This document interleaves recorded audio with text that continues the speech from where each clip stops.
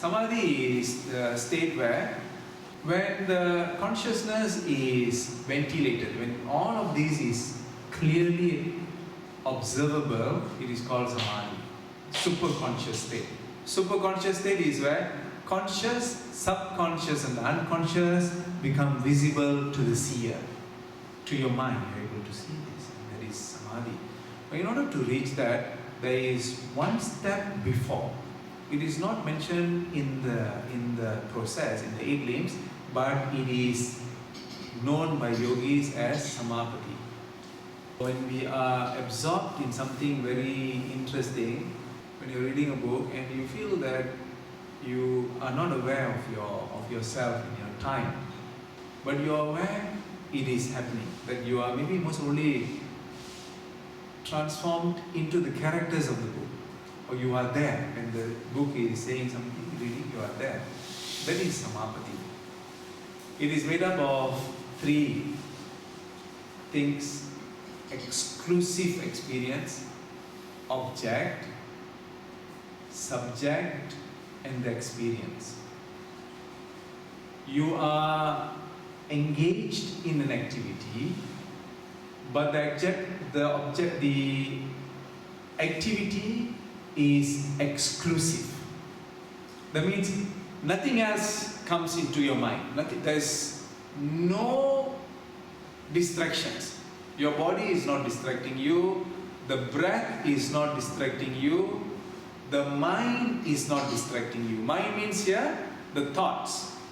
There are no other thoughts except this process. You, the object, and the process. You are conscious of yourself, you are conscious of the object, and you are conscious of the activity, and nothing else. This is called Samapatti. You are conscious of yourself and the object and the process. This seems to be in self-development, in self-improvement, in human resource training, seems to be the objective of efficiency. To call oneself efficient, the Samapatti has to be achieved. When a race car driver is driving the car at 321 kilometers per hour, when the car racer is driving, his mind is almost like that thing. Only there couldn't be any thoughts in his mind. It is just full and absolute concentration.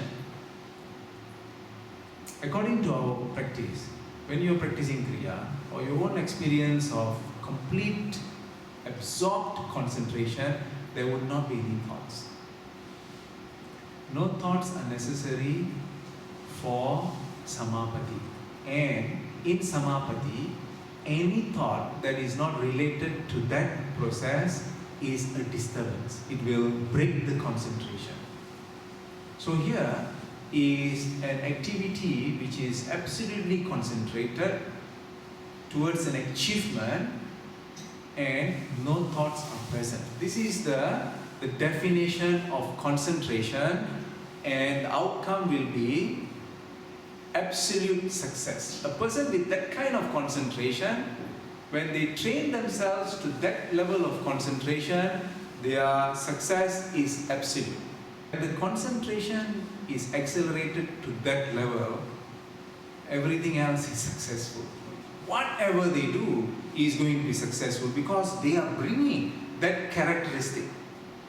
When your concentration is at that level, put you in any industry, put you anywhere, you will bring the greatest transformation and success. So success is not outside.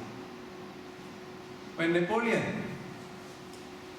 one of the generals in his army told Napoleon that, I don't think it's a good day to fight. He said, no, don't tell me about a good day to fight. I'm going to create a good day to fight. I'm not going to depend on a good day to fight.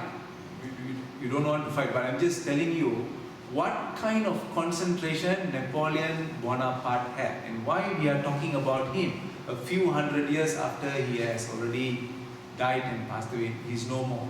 Because of his legendary concentration. When we talk about Mahatma Gandhi, we are not talking about the person who lacked concentration. Absolute concentration. If we talk about Abraham Lincoln, it's because of his absolute concentration.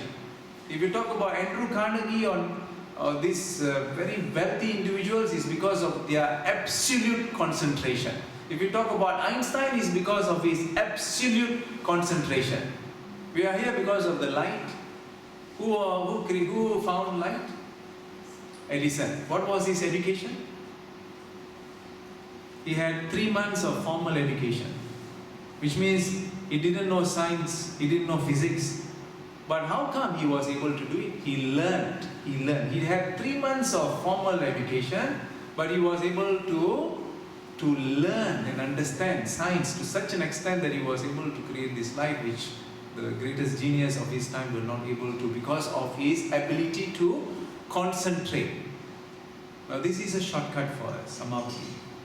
If we can learn this, our lives would transform. We can heal ourselves, we can transform, we can generate, we can create, we can do so many things in our lives with this skill.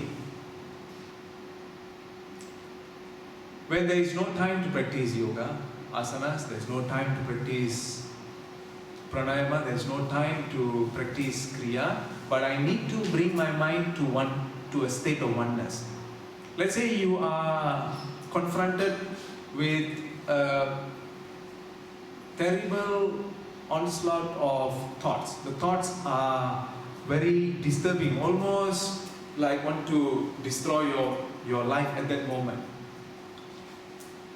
We don't have time to practice kriya. We don't have time even for prayer. At that time, you can bring this Samapatti.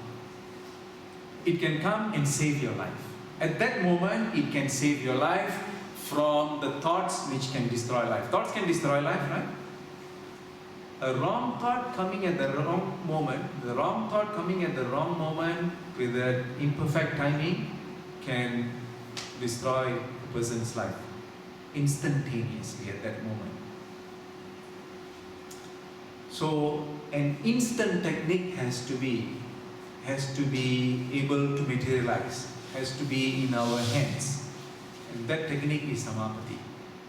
For that, you need a symbol and a sound.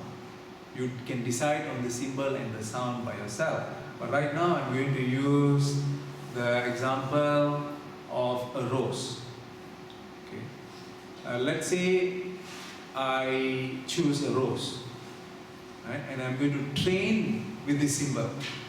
And I'm going to train to such an extent that 2 years from now, when I have a crisis, I can dissolve the crisis instantaneously by pulling this technique. Are you clear about that? If I don't train, the technique will not come. If I train, the technique will come. It's all about training. If you train, the technique will come. If you don't train, the technique will not come. Namaskar, Ruby. Thank you very much.